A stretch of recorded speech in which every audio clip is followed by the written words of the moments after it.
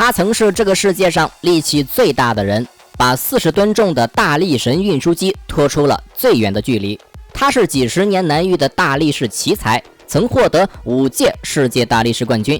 从世界第一大力士到重量级 MMA 选手，我们今天就来看一下大力士之王马瑞斯综合格斗擂台5大经典 KO。 客观上讲，马瑞斯算不上顶尖重量级选手，胜率不到70%， 22场比赛中输了7场，但是常常上演大力出奇迹。虽然技术粗糙，感受一下这视觉的冲击，也是周末一大快事。话不多说，正式开启今天的赛事回顾。第5场，马瑞斯对阵马辛纳伊曼。话说马瑞斯普贾诺夫斯基出生于波兰，他最后一次夺得世界大力士冠军是在2008年。2008年后，这位5冠王萌生退役，决定找点新的刺激。于是2009年12月，在波兰首都华沙，马瑞斯打响了 MMA 首战。这场比赛的对手是马辛纳伊曼，比赛现场爆满，观众情绪高涨，想一睹这位传奇大力士动起手来是什么样子的。这脱衣服的方式挺别致，就是有点费衣服。比赛开始后，双方没有贸然进攻，半分钟后，马瑞斯试探性的出了个扫踢，对手被踢到后撤了几步，马瑞斯感觉有戏，乘胜追击，连续扫踢。纳伊曼慌忙躲避时倒地，马瑞斯既紧张又兴奋，压上去砸拳，裁判叫停时也没有收手。本垒手文泰来见势不妙，果断出手，才强行终止了比赛。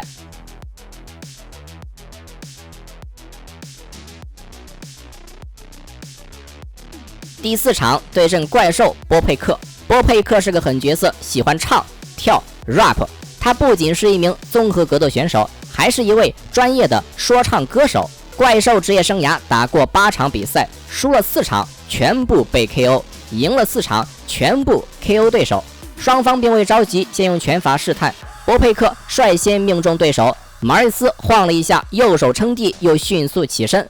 马瑞斯的打法堪称3分钟真男人，一旦开打，如果不能迅速拿下，体力便会很快耗光。马瑞斯开始抡重拳，很遗憾，波佩克没有扛住这3板斧，狼狈倒地。马瑞斯趁机砸拳，首回合仅进行了1分20秒，裁判便终止了比赛。第3场，马瑞斯对阵泰比卢斯，这是2017年 KSW 第39期的比赛。如今的综合格斗赛事称得上一超多强，首屈一指的当属 UFC， 在每个地区也有一些地头蛇一般的赛事，比如雄踞亚洲的万冠军赛，在欧洲崛起的 KSW， 每个赛事都有自己的特色，而 KSW 在灯光与小氛围方面安排的很是到位，一番渲染把气氛推到高潮，双方正式开启比赛。这是马瑞斯职业生涯打的第17场比赛，他的3板斧打法与体力弱点暴露后，陆陆续续也输了一些比赛。这时候的马瑞斯打法稳重了一些，首回合憋到下半回合才开始放大招。对手虽然扛住了最强的一波进攻，明显可以看出已经受伤，腿部发肿。到了第2回合，乱拳打死老师傅，马瑞斯的乱拳抡中了泰比卢斯，泰比卢斯倒地，马瑞斯压上去砸拳，随后在上位用肘击进攻，这大肘子压在对手脸上，只捶了2下，裁判就终止了比赛。由于力气太大，赛后泰比卢斯已经不成样子，被医务人员里3层外3层糊了一脸的凡士林。第2场，马瑞斯对阵酷俊。酷俊是他的爱称，主要是这位小伙不要太酷，他不仅是一名3战3胜的 MMA 选手，还是一位知名模特，高颜值健美男神。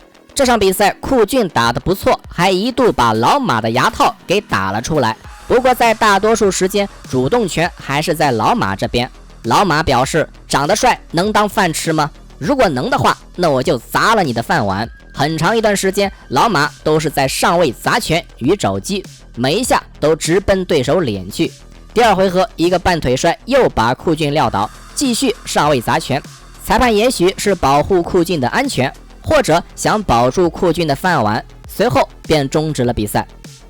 第一场，马瑞斯对阵小罗尔斯·格雷西。小罗尔斯·格雷西家族的一员，对阵马瑞斯时，他的战绩是8胜3负。2010年有过短暂草率的 UFC 经历，也有万冠军赛的比赛经历。这场比赛才是真正的大力出奇迹。首回合刚过20秒，马瑞斯拍出一记板砖，小罗尔斯·格雷西被拍得一个趔趄，重重的趴倒在地。马瑞斯乘胜追击，裁判见状连忙终止了比赛。首回合不到半分钟，马瑞斯轻松 KO 取胜。这场比赛发生在2015年，小罗尔斯·格雷西从那之后也再也没有打过比赛。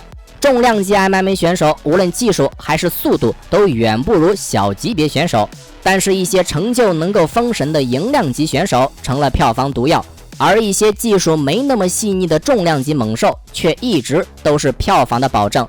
也许观众更喜欢这种简单粗暴重拳与肌肉的碰撞吧。喜欢拳击与格斗的朋友可以订阅我们的频道。青山不改，绿水长流。我是阿良，我们下期再见。